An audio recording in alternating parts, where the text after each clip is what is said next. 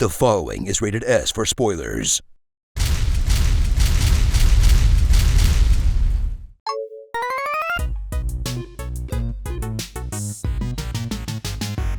From the studio that gave you quip-spitting dragons, adventurous duos, and the ability to obliterate a bunch of aliens wholesale, comes the ultimate hybrid of the three, but with two Spider-Men this time.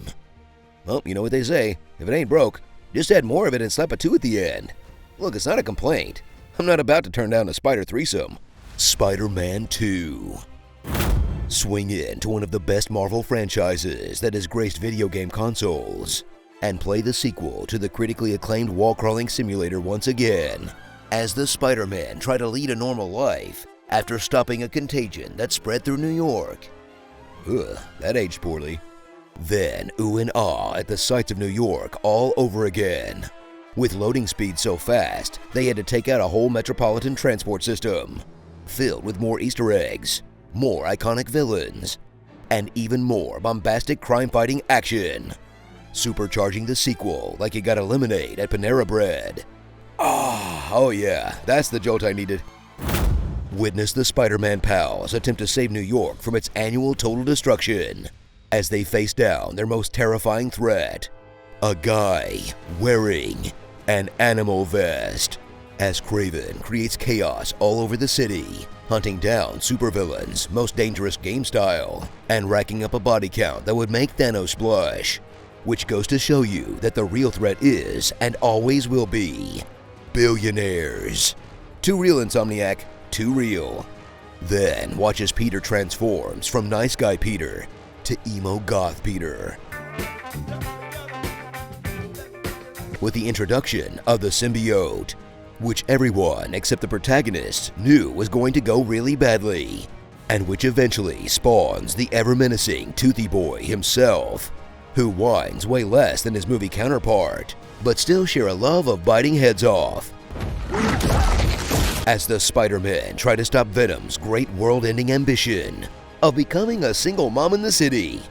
I mean, sure, a symbiote-infested Earth sounds bad, but did you see how jacked you get with one of those bad boys on? I mean, with abs like that, how bad is it really? In a narrative that really delivers on the hopium that every Spider nerd wanted, but yet again fails to address the biggest question: where the hell are the Avengers? Oh, right. Patrol around the neighborhood in Spider-Man's frenetic gameplay loop as you roam the city trying to get to your main mission, only to be distracted for hours by one of the million side quests to catch your eye, to collect materials for your skills and abilities, but most importantly, your sick fits. Cause punching faces is important, but looking Instagrammable is obviously priority 1. Then hurl yourself into hectic semi-arachnid combat that's clearly lost the theme a bit, as you chuck webs, electricity, tendrils, and the general scenery, handing out head trauma like a college football scholarship, in hopes to fill out your focus gauge to perform a finisher, or more likely, healing. All so you can stop hopping around avoiding damage like a rabbit on bath salts.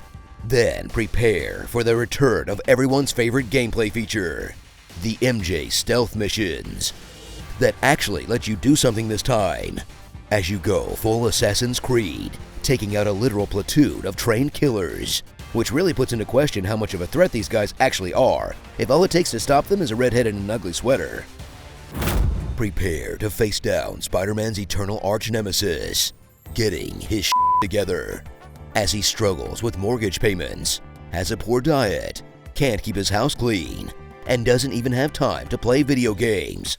Oh geez, did they take inspiration from my real life? I want some compensation. I have bills to pay too, Peter. Anyone have a job wreck that doesn't have a supervillain as upper management? No? Then get ready to spice things up with some high school trauma, where you watch Miles' life start to fall apart as he struggles with college essays, tries to get scholarship recommendations, manages to never have time for his friends, and goes through spider puberty again. That's rough, buddy. Because there's just nobody you can pummel to give yourself better time management skills. In a story that shows that even with great power, you still have to deal with the not-so-great responsibility of real life. Honestly, that makes fighting supervillains look like a tropical vacation. If you can even get the time off, that is. Thanks, guys. Now I'm feeling spider depressed. So slip on that spider onesie and get ready to swing more than a senator in a great sequel that carries on the tradition of the second Spider title being the best one, that will make you fall in love with swinging around New York all over again. Unless you're one of those filthy casuals that just likes to glide around. What's wrong with swinging, huh? Back in my day, we swung around the city for hours, in the cold, delivering pizza, and we liked it. Just in time, I'm starving. Starring Linus Web Tips, Spider Shock, Craven D's Nuts. What in the hokey Kingdom Hearts is this? Venolingus, Scream Queen, Ed Sheeran, your neglected friends and family, Alex Jonah Jameson, and did this game just rickroll me?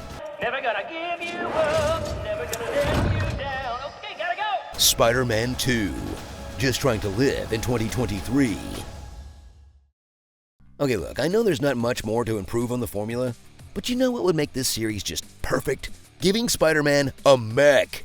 I'm sure protecting the city would be a lot easier with a 50-story robot. I mean, Japanese Spider-Man had one, and look how safe Japan is.